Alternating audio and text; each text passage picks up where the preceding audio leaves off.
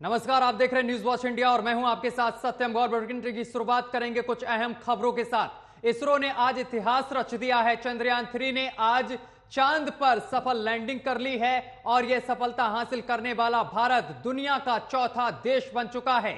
140 करोड़ लोगों की प्राथमिकता और इसरो के 16,500 वैज्ञानिकों की 4 साल की मेहनत रंग ले आई है। 4 साल से इसरो के 16,500 वैज्ञानिक जो मेहनत कर रहे थे वे पूरी हो चुकी है। भारत का नाम अब दुनिया के उन 4 देशों में जुड़ गया है जो सॉफ्ट लैंडिंग में एक्सपर्ट हैं। और इस अभियान के तहत यान ने चंद्रमा के दक्षिणी ध्रुव क्षेत्र पर सफलतापूर्वक सॉफ्ट लैंडिंग की है, जहां अभी तक कोई देश नहीं पहुंच पाया था। चंद्र सतह पर अमेरिका, पूर्व सोवियत संघ और चीन सॉफ्ट लैंडिंग कर चुके हैं, लेकिन उनकी सॉफ्ट लैंडिंग चंद्रमा के दक्षिणी ध्रुव क्षेत्र पर नहीं हुई थी। और इसरो ने सफलतापूर्वक बताते चले कि यह लैंडिंग की है। वहीं प्रधानमंत्री नरेंद्र मोदी ने इसरो प्रमुख को भी बधाई दी है।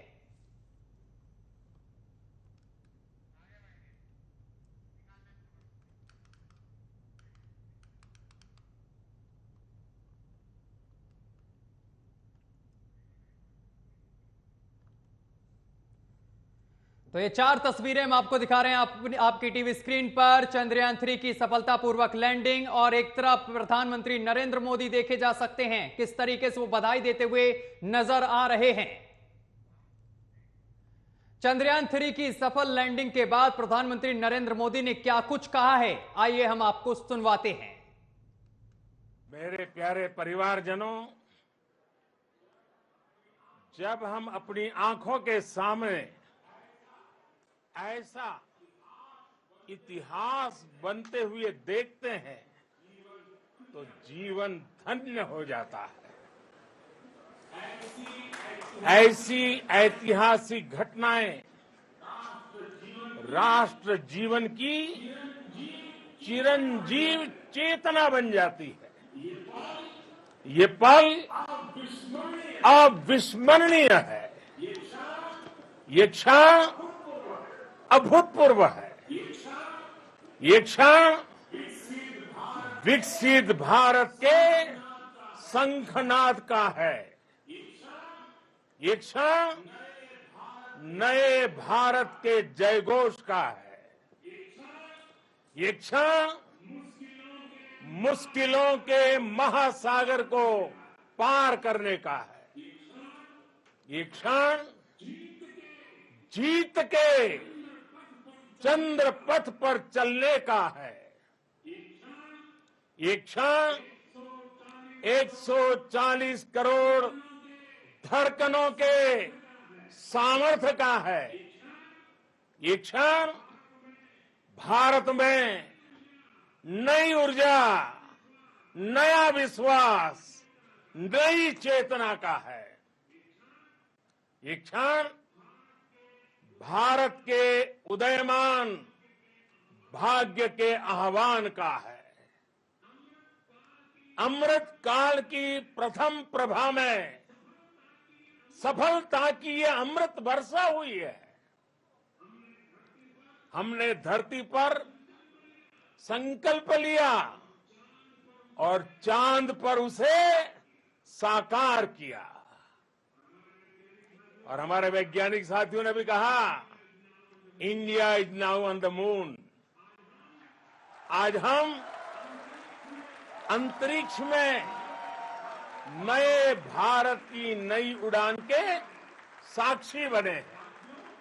साथियों, मैं इस समय ब्रिक्स समिट में हिस्सा लेने के लिए दक्षिण अफ्रीका में हूं, लेकिन हर देशवासी की तरह मेरा मन चंद्रयान महाअभियान पर भी लगा हुआ था। नया इतिहास बनते ही हर भारतीय जश्न में डूब गया है। हर घर में उत्सव शुरू हो गया है। हृदय से मैं भी अपने देशवासियों के साथ अपने परिवारजनों के साथ इस उमंग और उल्लास से जुड़ा हुआ हूं।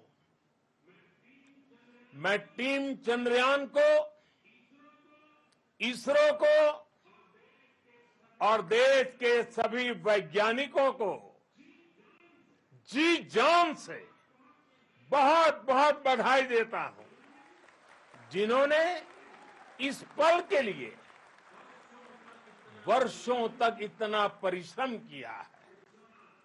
उत्साह, उमंग, आनंद और भावुकता से भरे इस अद्भुत पल के लिए मैं 140 करोड़ देशवासियों को भी कोटि कोटि बधाइयां देता हूं।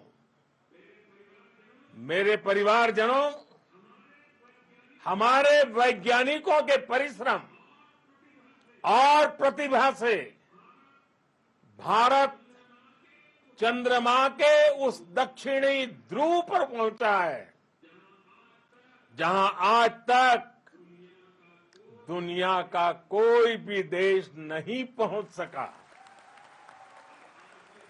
अब आज के बाद से चांद से जुड़े मिथक बदल जाएंगे, कथानक भी बदल जाएंगे और नई पीढ़ी के लिए कहावतें भी बदल जाएगी।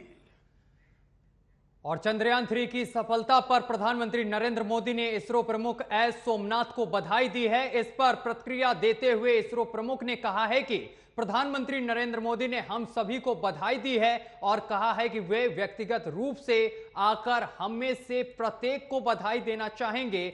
उस मौके पर उन्होंने बताया है कि इसरो का अगला मिशन आदित्य L1 मिशन है, जो श्रीहरिकोटा में तैयार हो रहा है।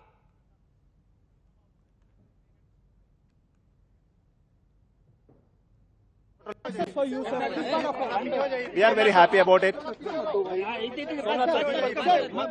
You spoke to Prime Minister, and what was the message from the Prime Minister, sir? He congratulated all of us and said that he would like to come and personally congratulate each one of us.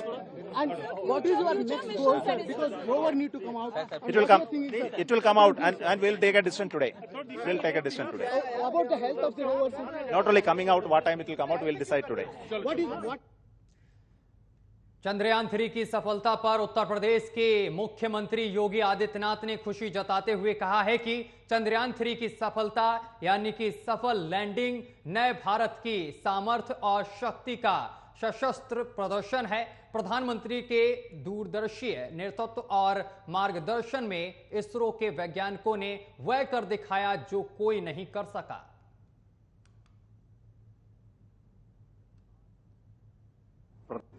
Chandrayaan 3 के सफलतम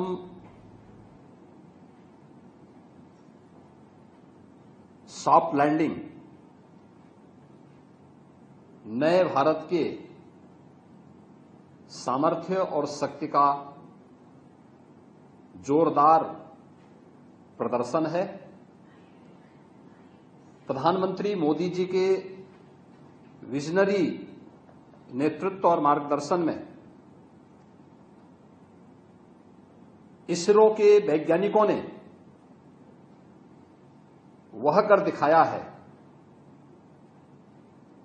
जो अब तक किसी ने नहीं किया था। चंद्रमा के दक्षिणी ध्रुव में जो अब तक दुनिया के लिए असंभव था, एक विजनरी नेतृत्व में हमारे वैज्ञानिकों ने वह संभव करके दिखाया है। वसुधैव कुटुंबकम के पवित्र भाव के साथ। और चंद्रयान 3 की चांद पर सफलतापूर्वक लैंडिंग को लेकर विश्वविख्यात कथावाचक देवकीनंदन ठाकुर महाराज ने क्या कुछ कहा है, आइए हम आपको सुनवाते हैं। जैसा कि आप सभी जानते हैं, आज का दिन हम सभी देशवासियों के लिए बड़े गौरव का दिन है, बहुत गौरव का दिन है। आज भारत के इतिहास में आने वाला इतिहास आज के दिन को गाएगा। 6:04 पर भारत के वैज्ञानिकों ने चंद्रमा के दक्षिणी ध्रुव पर चंद्रयान 3 की सफल लैंडिंग करके पूरे विश्व में पहला स्थान प्राप्त किया है। और ये हमारे सभी भारतीय वैज्ञानिकों के लिए, साइंटिस्टों के लिए बहुत बहुत बहुत बहुत बहुत बहुत बधाई देते हैं। आप सब भी ताली बजाकर उनका अभिवादन करें। उन्होंने हमारे देश का नाम पूरे विश्व में, इससे कुछ 2 या 3 दिन पहले ही रूस ने ऐसा ही कोई यंत्र भेजा था जो लैंडिंग नहीं कर पाया, वो क्रैश हो गया, और हमारे भारतीय साइंटिस्टों ने ये कारनामा करके दिखाया है। ये अपने आप में बहुत अद्भुत है। पुनः हम व्यासपीठ से उनको बहुत बहुत बधाई देते। राधे राधे बोलना पड़ेगा। और चंद्रयान 3 की सफलता के बाद देश में किस तरीके का माहौल देखने को मिल रहा है वो हम आपको दिखाएंगे। चारों तरफ खुशी का माहौल जो है वो साफ तौर पर देखने को मिल रहा है, क्योंकि चंद्रयान 3 ने सफलतापूर्वक लैंडिंग की है। और प्रधानमंत्री नरेंद्र मोदी ने दक्षिण अफ्रीका के जोहान्सबर्ग में आयोजित ब्रिक्स शिखर सम्मेलन को संबोधित किया है। इस दौरान उन्होंने ब्रिक्स की उपलब्धियां गिनाते हुए कहा है कि इस संगठन ने नई उपलब्धियां हासिल की हैं और लोगों के जीवन में सकारात्मक बदलाव लाते हुए उसे बेहतर बना रहा है। प्रधानमंत्री नरेंद्र मोदी ने 15वें ब्रिक्स शिखर सम्मेलन को संबोधित करते हुए कहा है कि हमें ब्रिक्स को भविष्य के लिए तैयार करना होगा। इसके लिए हमारे समाजों को भी भविष्य के लिए तैयार रहना होगा। वहीं प्रधानमंत्री नरेंद्र मोदी ने कहा है कि लगभग 2 दशकों में ब्रिक्स ने एक लंबी और शानदार यात्रा की है।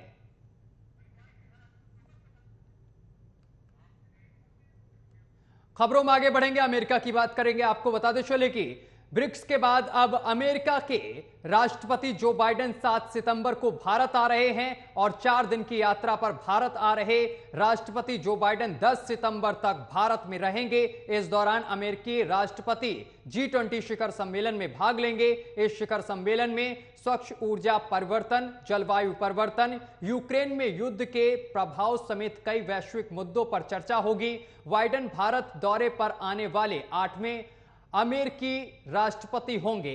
राष्ट्रपति जो बाइडेन की भारत की ये यात्रा इसलिए खास है क्योंकि उन्होंने इंडोनेशिया में होने वाली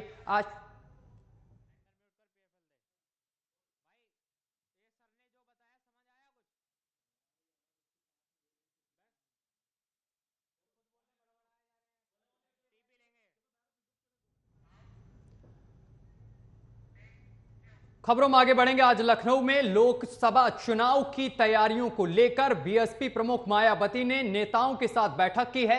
इस दौरान लोकसभा चुनाव की रणनीति और संगठन को मजबूत बनाने पर चर्चा की गई है। मायावती ने संगठन को कैडर और छोटी छोटी बैठकों के आधार पर गांव में मजबूत बनाने और अपने जनाधार को बढ़ाने के लिए निर्देश दिए हैं। मायावती ने नेताओं को अपना जनाधार बढ़ाने के लिए प्रभारियों और अन्य जिम्मेदार लोगों के साथ मिलकर, कर्मियों के साथ मिलकर यहां पर निर्देश दिए हैं और जनाधार को बढ़ाने को कहा है। वहीं इसके साथ ही आपको बताते चले कि बीएसपी प्रमुख ने उम्मीदवारों के चयन में सावधानी रखने और सभी सीटों पर अकेले चुनाव लड़ने का ऐलान किया है। बीएसपी प्रमुख ने आगे कहा है कि गठबंधन की वजह से लाभ की वजह पार्टी को नुकसान ज्यादा उठाना पड़ता है। खबरों में आगे बढ़ेंगे। बिहार के पूर्व मुख्यमंत्री और हिंदुस्तानी आवाम मोर्चा के संरक्षक जितिन राम मांझी के बयान पर हंगामा शुरू हो गया है। मांझी ने कहा था कि जो ताड़ी शराब से बैन हटाए उसे वोट दो। जितिन राम मांझी के बयान के बाद जेडीयू ने निशाना साधते हुए कहा है कि जब शराबबंदी की बात हुई थी तो सभी लोगों की उसमें सहमति थी। बिहार में दूध का उत्पादन बढ़ा है और जहां दूध नहीं पहुंचता था वहां तक दूध पहुंचने लगा है। जेडीयू नेता ने मांझी पर हमला बोलते हुए पूछा है कि क्या अपने बच्चों को शराब पिलाने का काम करेंगे। खबरों में आगे बढ़ेंगे। उत्तर प्रदेश के सीएम योगी आदित्यनाथ ने राज्य में कानून व्यवस्था पर बोलते हुए कहा है कि उत्तर प्रदेश पुलिस ने अपनी कड़ी मेहनत से राज्य की धारणा बदल दी है। यही कारण है कि किसी भी कानून व्यवस्था की स्थिति में लोगों का मानना है कि केवल उत्तर प्रदेश पुलिस ही सबसे बहाल कर सकती है और इसके पीछे 6 साल की कड़ी मेहनत और प्रयास है। एक आदमी जो कभी उत्तर प्रदेश नहीं आया, उसका मानना है कि अगर उत्तर प्रदेश पुलिस होती तो स्थिति को रोका जा सकता था। आज देश के अंदर उत्तर प्रदेश पुलिस ने अपने कार्य के माध्यम से उत्तर प्रदेश की ओवरऑल परसेप्शन को बदलने का काम किया है। आज ऐसे ही नहीं बोलते लोग, कहीं कोई कानून व्यवस्था की समस्या खड़ी होती है, कहते साहब उत्तर प्रदेश पुलिस को बुला लीजिए, अपने आप ठीक हो जाएगी व्यवस्था।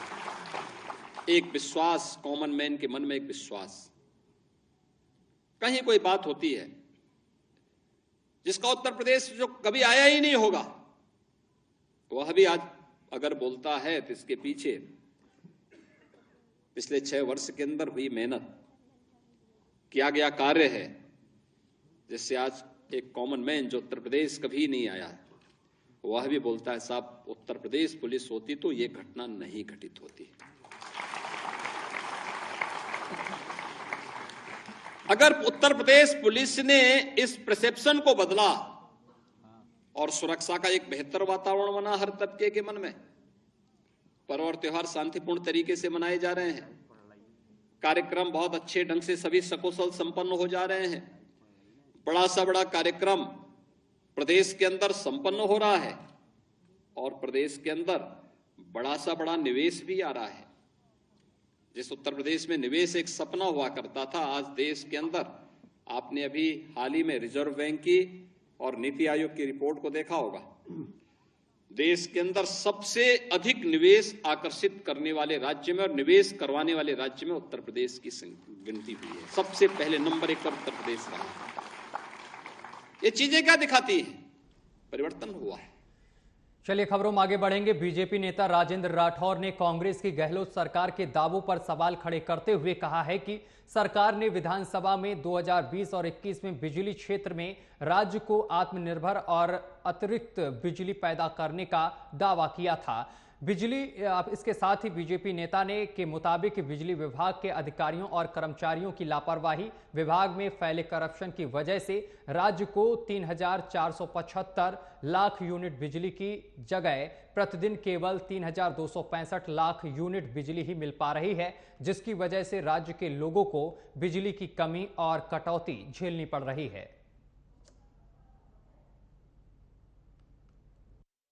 पांच से 6 घंटे की कटौती और ग्रामीण क्षेत्र में 7 से 9 घंटों की लगातार कटौती है। एक तरफ सारा विद्युत तंत्र ठप हो गया, सबसे मजबूत कड़ी जेएनएस हड़ताल पर चले गए और कल सरकार ने कहा महंगी बिजली खरीदेंगे। पिछली बार भी खुद के थर्मल पावर को बंद करके, और जब मैं आपसे बात कर रहा हूं, राजस्थान के अंदर 7 सरकार के खुद के थर्मल पावर हाउस 2740 मेगावाट के सरकार ने बंद कर रखे हैं, कोयले की गुणवत्ता की कमी के नाम पर और रख रखाव की कमी के नाम पर। जहां एक और बिजली की कमी दिखाकर सरकार महंगी बिजली खरीदकर, महंगा कोयला खरीद के संस्थागत भ्रष्टाचार को अंजाम दे रही है, वहीं 100 यूनिट के बिजली फ्री करने के बाद उपभोक्ताओं के पास बड़े हुए बिल उनके हाथ में आए हैं और साथ ही अंधेरी नगरी चौपट राजा की कहावत अब सामने आ रही है। यूपी के संभल में बीजेपी नेता का वीडियो वायरल हुआ है, जहां नेता विशाल चौहान कोतवाली में बैठकर इंस्पेक्टर को हड़काते हुए नजर आ रहे हैं। वीडियो सोशल मीडिया पर जमकर वायरल हो रहा है। दरअसल उत्तर प्रदेश डिप्टी सीएम केशव प्रसाद मौर्य एक कार्यक्रम में भाग लेने के लिए पहुंचे हुए थे और उनकी तैयारियों में बीजेपी नेता विशाल चौहान अपने दर्जनों समर्थकों के साथ चंदौशी कोतवाली पहुंचे और मन मुताबिक काम नहीं करने पर इंस्पेक्टर साहब को फटकार लगाते हुए नजर आए, जिसका वीडियो सोशल मीडिया पर बड़ी तेजी से वायरल हो रहा है।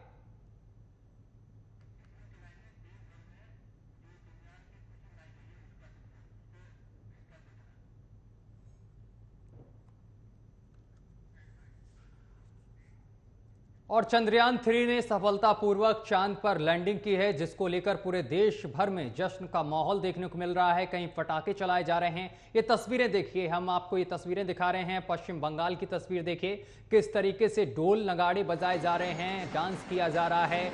वहीं महाराष्ट्र की भी हम तस्वीर दिखा रहे हैं। इस तस्वीर में भी ढोल नगाड़े बजाए जा रहे हैं और जश्न मनाया जा रहा है। गुजरात की तस्वीर जरा देखिए, तिरंगा लहराते हुए यहाँ पर नवयुवक देखे जा सकते हैं। वहीं जम्मू कश्मीर की तस्वीर, बेहद अद्भुत तस्वीर, जिसमें तमाम सेना के जवान देखे जा सकते हैं, एक दूसरे को मिठाई भी खिला रहे हैं। और उत्तर प्रदेश की तस्वीर देखिए, किस तरीके से तिरंगा लहराते हुए यहाँ पर तमाम युवक नजर आ रहे हैं और जश्न में डूबे हुए नजर आ रहे हैं, क्योंकि आज भारत ने चंद्रमा पर तिरंगा फहरा दिया है और चंद्रयान 3 सफलतापूर्वक चांद पर लैंड हुआ है, जिसको लेकर पूरे देश भर में खुशी का माहौल देखने को मिल रहा है।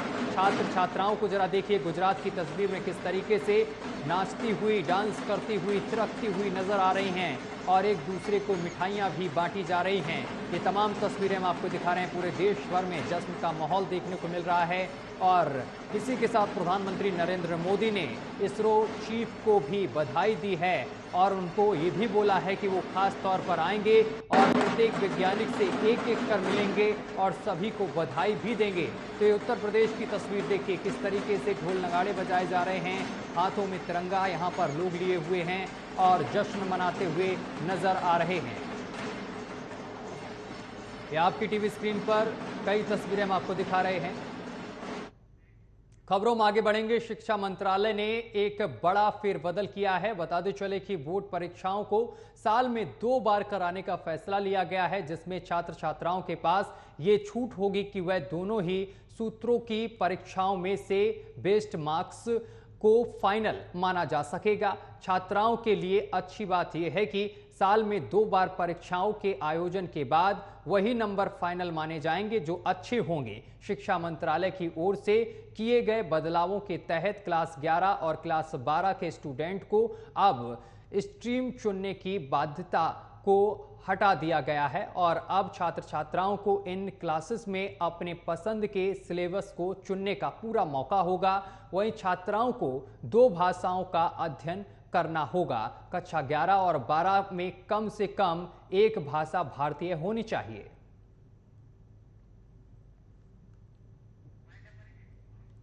और चलिए इसी के साथ बुलेटिन में अभी के लिए बस इतना ही। देश दुनिया की तमाम खबरें देखने के लिए देखते रहिए न्यूज़ वॉच इंडिया।